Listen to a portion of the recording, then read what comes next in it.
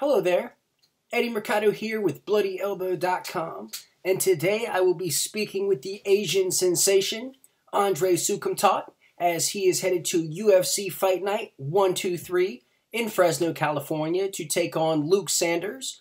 That's going down on December 9th. So let's give Andre a call and find out what he's been up to since his last fight. Find out what he has in store for Luke Sanders in Fresno, and maybe what the future holds for the Asian sensation. Andre Soukhamthath, thank you so much for taking out the time. How are things? You know, everything's all right, man. No complaints. I'm alive. My kids are healthy. My wife is healthy. Everything's all good. Awesome, awesome. Now, you're 11-5 right now in your mixed martial arts journey, in search of your first UFC win after dropping back-to-back split decision losses that a lot of people say you won, both of them. You're headed to UFC Fresno, about to take on Luke Sanders. That's going down December 9th. How are things? Yeah, you're right about that, man. I'm trying to chase that first UFC win. I'm living the dream of fighting in the UFC, but it's still incomplete, you know. I want to stay in the UFC. I want to retire from the UFC, and I need a win. I'm chasing that first win for sure, man. And yeah, those two split decision losses hurt, especially the last one. But I'll bounce back. I always do. Yeah, so your UFC debut, you took on Albert Morales, short notice fight, if I remember correctly, and for whatever reason, you didn't get the nod. They gave it to Morales. Your last fight, Mexico City, you took on Alejandro Perez. Again, they didn't give you the decision. I mean, you dropped dude 3 times in the fight, and somehow you did not come away with the W. What are you 2-0 in your mind? Like, what's going on here? No, I'm not. I wouldn't say I think that I'm 2-0. I'm definitely 0-2 in the UFC. That's my mindset. The first fight against Albert Morales, you know, took the fight late notice. We both did. Both kind of tired. I went in for a takedown because I felt that's where I was beating him. I was beating him standing up, but I also felt like I had good control of him on the ground. I was tired, so I made a decision. Backfired on me. Although Albert, you know, maintained control, he didn't really do much to damage me or threaten me.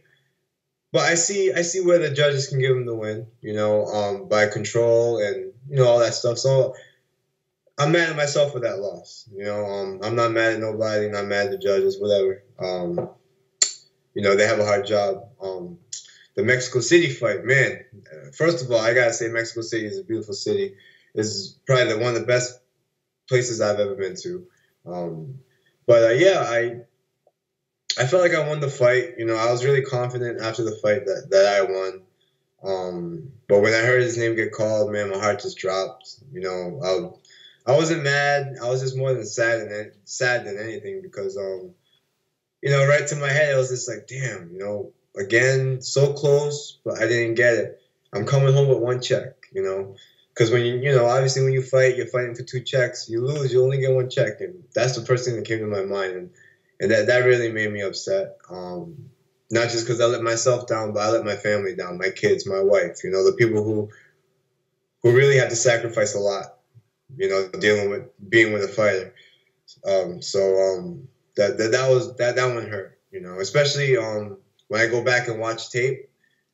I could have finished the guy, you know. He was hurt, and I could have beat him easily. But in the fight, sometimes it's just not like that, man. You know, that night I was playing the villain. A lot of things were new to me. There was like 20,000 people booing me.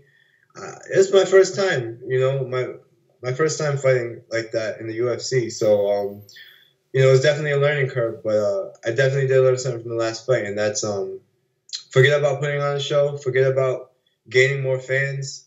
You know, the real fans are gonna, you know, you're gonna draw fans anyways by the way I fight and by the way I win. And I'm going back to that mentality. Nothing's more important than winning this fight to me. Yeah. Do you think maybe part of the split decision going to Perez is you know, you were fighting a Mexican in Mexico?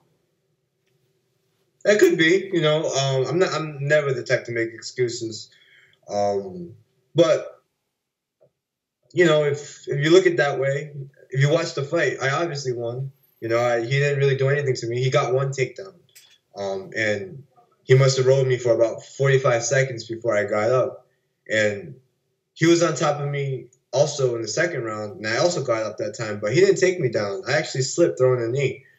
And on the stand-up part, you know, he landed a couple leg kicks, but that's it. You know, he didn't land any clean shots on me. I obviously dropped him 3 times, so that meant I landed clean shots. I was pressing forward, and you know, the kind of guy I am. I wanted to show I was game. I wanted to show I was tough, and I wanted to put on a show. I wanted to get $50,000 for that fight of the night bonus. He didn't want it. He fought smart. He fought scared. He ran around, and he got the decision. You know, I guess that was his game plan. I would do the same thing if, you know, I was fighting somebody with the power that I have. Do you think that's why you didn't get a fight of the night bonus, is because of his end of, you know, his performance was a little more safer than your style, so to speak? Absolutely, because if you look at the fight, I was going forward the whole time. I was saying, like, come on.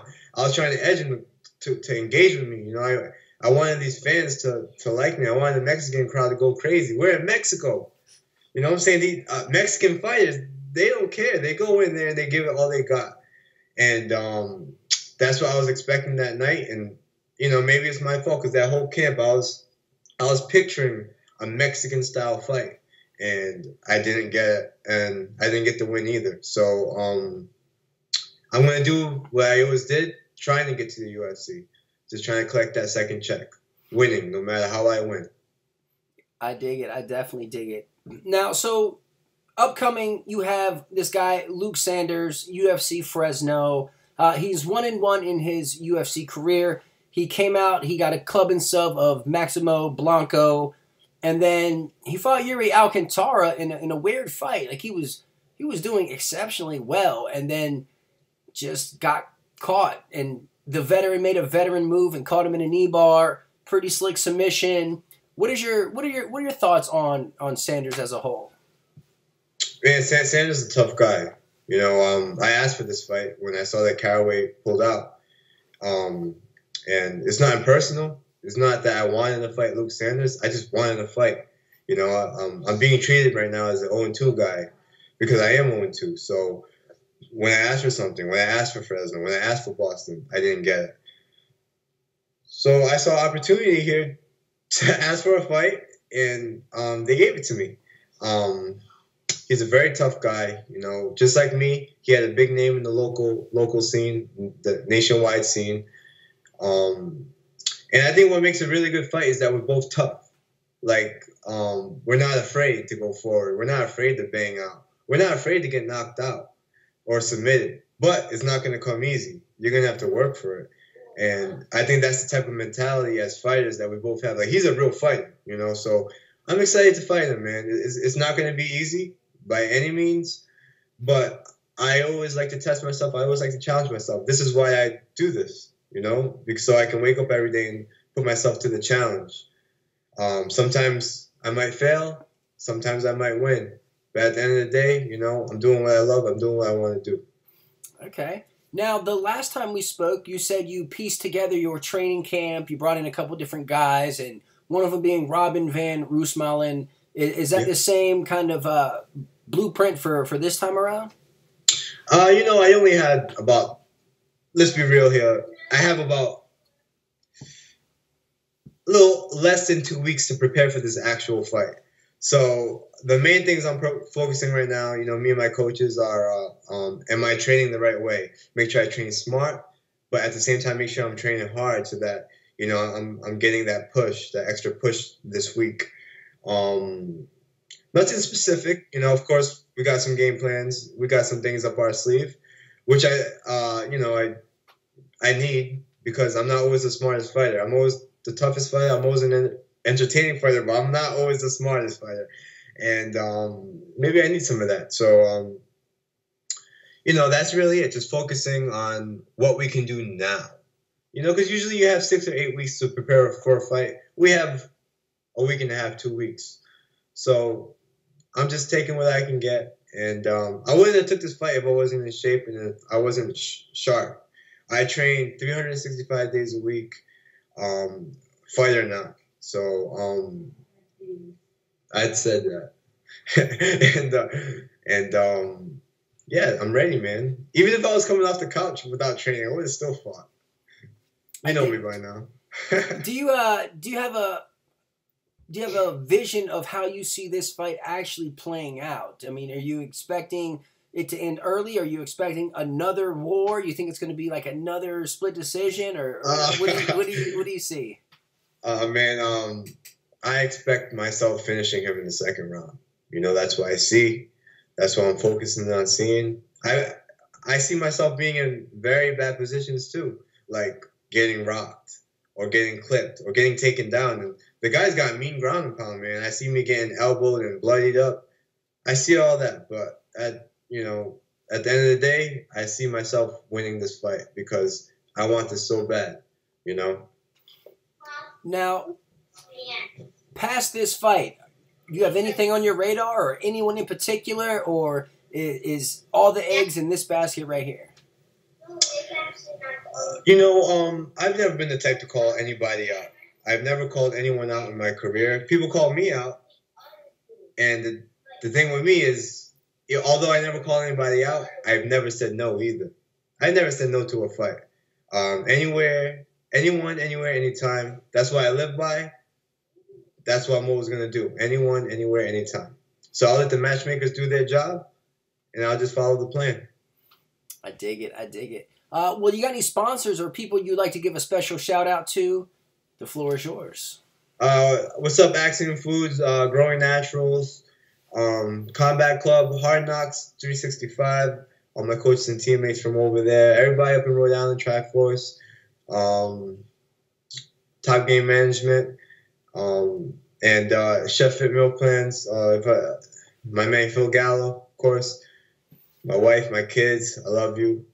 And that's really it. My family, my brothers and sisters. I can go on. The list goes on, man. I got so much love in my life that I'm so blessed. So all you guys, all my fans, you guys watching, I appreciate it.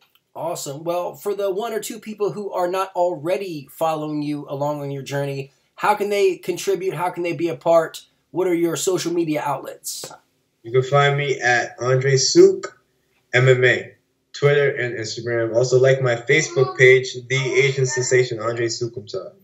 Awesome. Well, Andre Soukhamthath, thank you for taking out the time once again. At this point, my phone automatically autocorrects the last name Soukhamthath. It's a good place to be.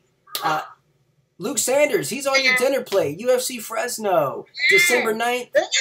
Best of luck to you, Fresno, sir. Baby, I'm coming. Hey, always a pleasure talking to you. So there you have it. The Asian sensation himself, Andre Soukhamthath, set to take on Luke Sanders at UFC Fight Night 123. That's going down in Fresno, California on December 9th. Go check that out. In the meantime, you can read me over at bloodyelbow.com. You can follow me on Twitter at @Mercado. If you like this interview, do me a favor and smash that like button. Also, you can subscribe to my channel right there. You can subscribe to Bloody Elbow's YouTube channel right here. Check out these interviews right there. Now go be a good person.